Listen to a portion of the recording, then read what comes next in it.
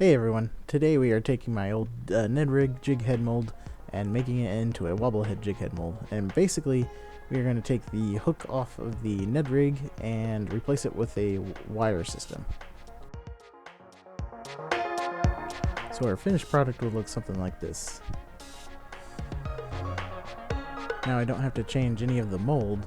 I'm actually just going to reuse the old mold and go with a little bit smaller diameter wire so it fits in there.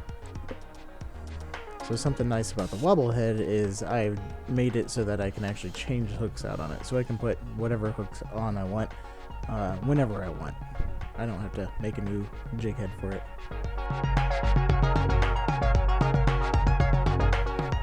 So the wire I'm going to be using is solid stainless steel wire. This is leader wire. The diameter of this wire is 0.024 inches. And this wire diameter works really well going back in with the old hook slot. It's actually a little bit smaller. You could go a little bit bigger wire, but I find the little bit smaller wire works really well, and I don't have to have it exactly the same spot as the old hook. The length of wire I cut is about 3 inches, and that should give you plenty to cut off the extra off.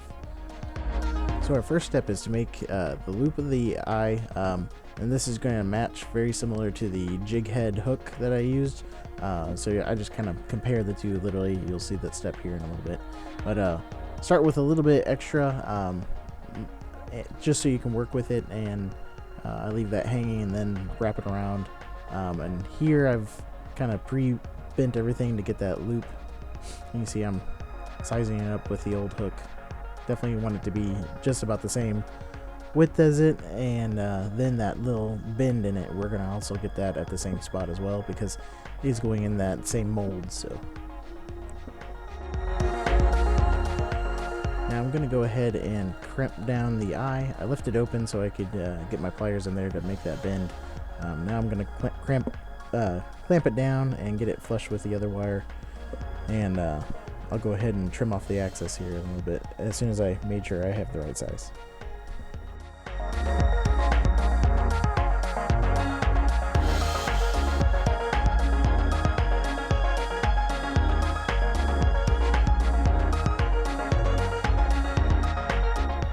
So really forming the wire is the hardest part, and with that I'm already done with my first form. Now we'll finish forming the rest of it after I pour the lead, but now I'm just test fitting it into the mold to see if it fits.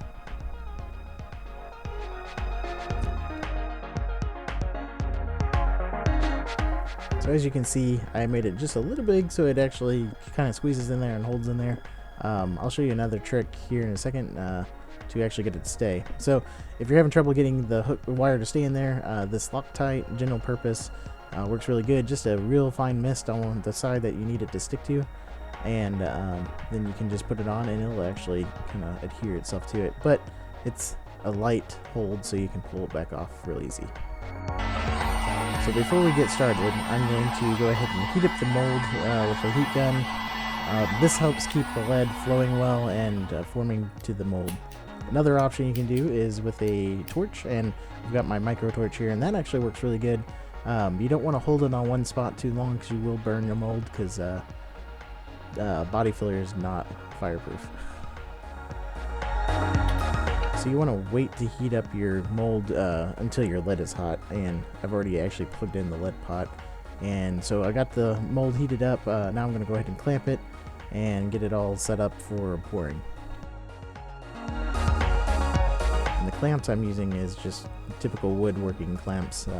They do sometimes get lead spilt on them, so don't use your best clamps if you don't have to.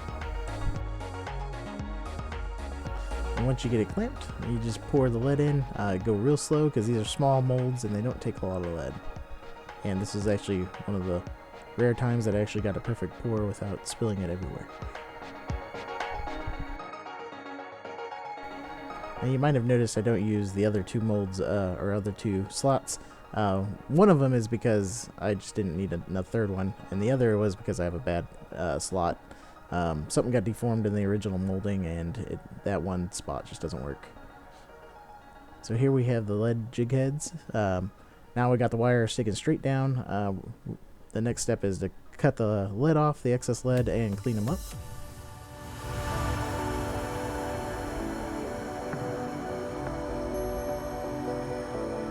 And to cut them off, I literally just use my wire cutters. I'll cut it off, and then because lead is so soft, you can also use like a knife. You can even sand it, but I try not to create a lot of lead dust, so I usually just use a knife and take the little clippings and throw them back. And don't do what I'm doing and cut towards your thumb. Go ahead and cut down towards the bench like I did here. So to get a real fine-tuned head, I'm literally just going to take it and rub it against a hard piece of metal that's real flat, and that'll smooth over any of the cutting marks. So when you're working with lead, lead is toxic, so be careful with it. You don't want to get yourself exposed to it a lot. If you're working with a lot of lead, you probably should have gloves on. Should be in an open, ventilated area as well.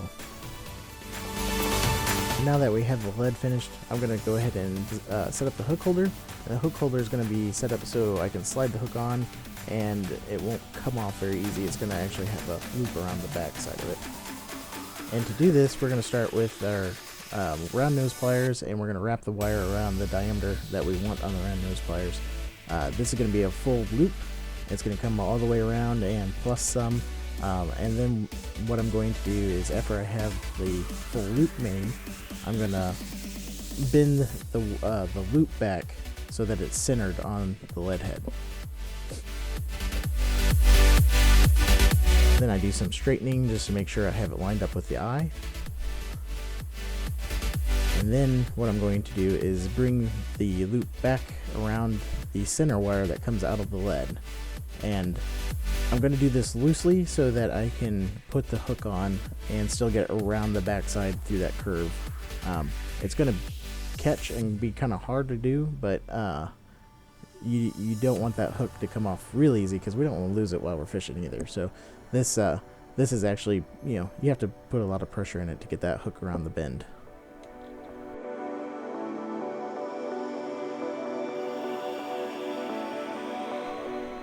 And once we have the bend made that we want, I'm going to go ahead and clip the excess wire off, and I'm going to try to clip that so that it is not sticking outside of the lead head, and that just keeps you from getting poked on it.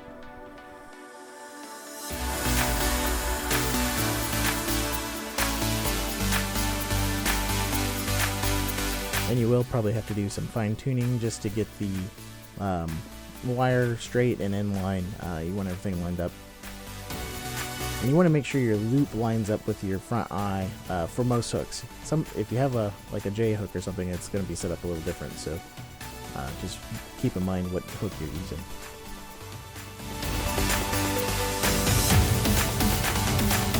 So this is what it looks like once it's done. Like I said, I've got the hook on there, and I can take it on and off.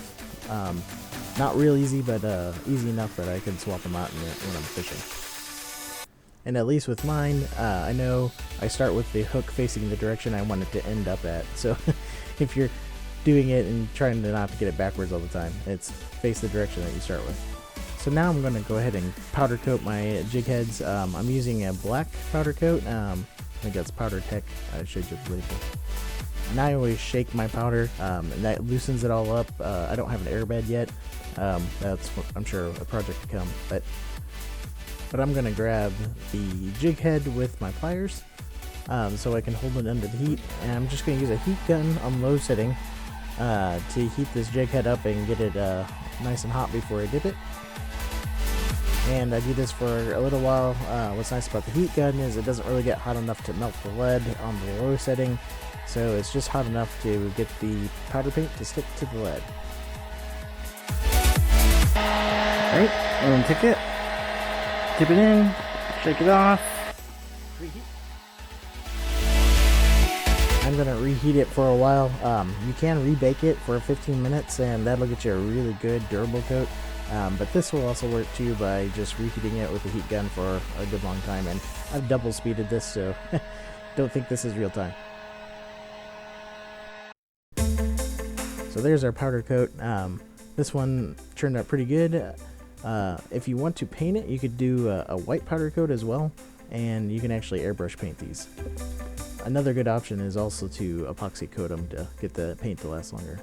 But here's the finished product. I've got 4 of them. I've got one on the tube already, but here you can see I have different hooks on them, and I can swap these hooks on and off. That's what's so nice about this wobble head.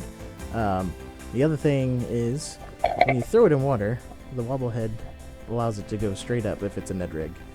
So this is a good replacement for a Ned rig combination. And as you can see, it allows it just to wobble in the water. It gives it a little more life, and I think that's kind of what the wobble rig is known for. But I haven't seen it done with a Ned rig style head, so I figured I'd show you kind of my new weedless Ned rigs setup. So I've got these all set up for weedless because that is one of the problems I have with the Ned rig. And you can also use non-floating baits with this, like this tube bait. What's kind of cool about it is it allows the bubbles out and then it falls back over. Well, that's it for the video. Thanks for joining me. Give me a thumbs up if you like it, and I'll catch you on the next video.